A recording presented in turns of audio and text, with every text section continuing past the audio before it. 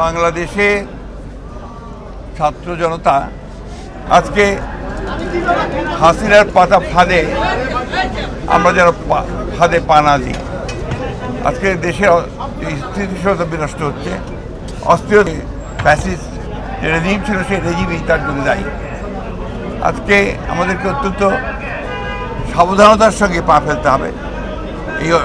এই যে সফলতাকে আমাদেরকে সফল করতে হলে আমাদেরকে অত্যন্ত ধীরে ধীরে এগোতে হবে।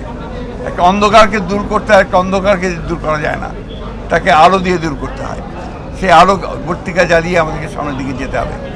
আমরা সংশ্লিষ্ট সকলের কাছে আহ্বান জানাতে চাই যে সবাই একযোগে ঐক্যবদ্ধ হয়ে এই দেশের স্বাধীনতা সার্বভৌমত্ব রক্ষা করার জন্য, স্থিরতা রক্ষার জন্য, ফ্যাসিস্টদের বিরুদ্ধে গণতন্ত্রকে প্রতিষ্ঠা করবার জন্যে তাদের কাজ অব্যাহত রাখবেন।